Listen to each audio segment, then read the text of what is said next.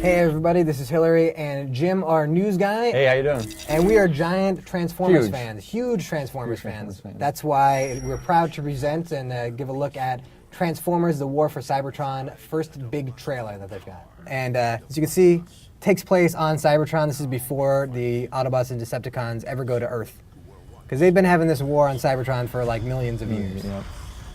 That's a long time. Because first of all, they're robots. They don't Yeah, necessarily. they don't need sleep either. Yeah, they don't even keep sleep. They going. don't poop like you and I. So first thing you see, first Transformer they're going to show off, that's obviously Starscream there. Classic white with the red. Starscream, we don't know if he's voiced by the guy who did Starscream because he doesn't speak during the trailer. Yeah, it's also interesting to know that this is before they came to Earth, yet he still has the sort of jet form. So, because in the cartoon, remember, they were just like flying triangles or whatever. So this is interesting they have actual jet forms. Yeah, but you'll see that his wings were on backwards because in space you fly, aerodynamics are different in space. I mean, it's clear.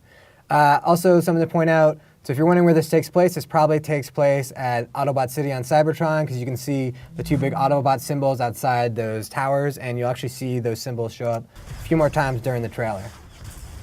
And there's also a lot of drones in this, but there are definitely some Autobots that you're going to recognize, right off the bat. They show off everybody's favorite Bumblebee. Who actually looks cool in this game as opposed to the movies. He does look cool, and you can see right behind him is Ratchet, and he looks like he's already healing some dude who's on the ground. He's got some kind of blue flashlight thing. That's how robots heal. Maybe that's Energon. Maybe he's like shooting an Energon cube into the dude. Sounds kind of dirty. So and true to form, a Bumblebee is completely ineffective against anybody.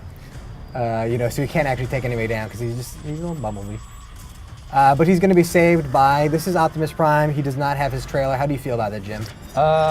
It's as long as he's red and blue, that's my main concerns. But the trailer's okay. It's not a problem for me. Yeah, I'm not a huge fan of the design of Optimus here, but I've seen worse. I've seen worse design. Yeah, that's true. And you can pretty much see Bumblebee here and then Ratchet in the background. And our question is now, there are a lot of drone sort of characters that are clones that aren't real known They're just Transformers. fodder. They're just fodder. Fodder. But you kind of maybe think that might be Ironhide at the bottom of that. It's hard to tell, but it's possible. We can only hope. Our tragic war has ravaged. And another Transformer that I think that this guy on the right side in the blue, that to me looks like Trailbreaker. You're an expert, Jim. What would you say?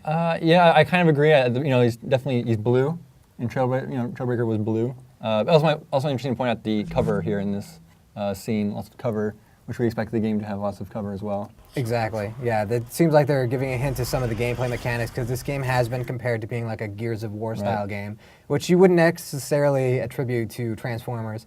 There's no mistaking who that is. So I'm so happy to see that, and it's Soundwave as he should be with his arm, his shoulder cannon rather, and his, I think his tape deck that probably is useless. I guess it's not really a tape deck in this, but whatever. Yeah, who knows what's going to pop out of him? That sounded horrible too.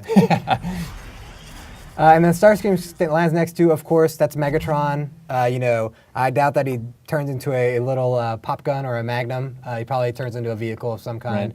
Because who wants to be able to transform into something somebody else has to hold? That seems kind of lame. It's probably a tank in this game, maybe. Oh, yeah, maybe. Maybe. And he's clearly killing one of the drones. Crushing his head, actually. Yeah, because Megatron's not a nice dude. He's a brutal guy. Why is he so angry? And that is a good look at Optimus Prime, and he's got a battle axe. Yes, he does. Can you remember the first time you ever saw Optimus Prime with a battle axe? I think this would be the first time, actually.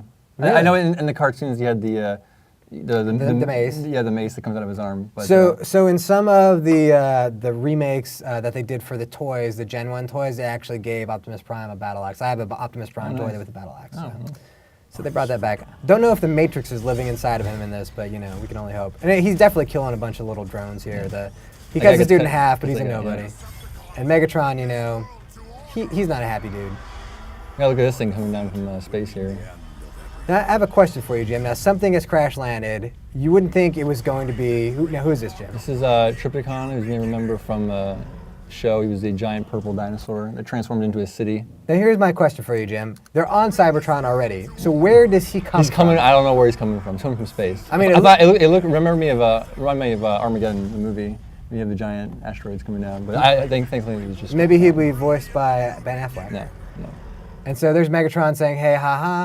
And you can see what you can do, the Autobots can do better. This is Omega Supreme. He just kind of comes out of nowhere. Yeah. You don't even like see him, and he just comes out of nowhere. It's awesome to see him, this gigantic dude, but I have to say that as a toy, he was pretty lame because it was just a round track and like he just sort of like rolled around a little round track. He also walked too. He's battery powered. That's true. Yeah, his batteries didn't last long. And then he just lays waste to a bunch of drones. He looks badass. Then my guess would be that Trypticon and Omega Supreme are going to be bosses in the game. I can't imagine that you would actually be able to control somebody that big. Plus, you know, to be able to transform into a mobile base doesn't seem very exciting either. And then, of course, it ends with Megatron and Optimus Prime meeting in the middle. And there we see a good look at Cybertron. Yes, the game actually takes place on Cybertron. Imagine that. So that's a quick look at Transformers War for Cybertron. Game is coming out later this year for a whole bunch of systems. Get excited.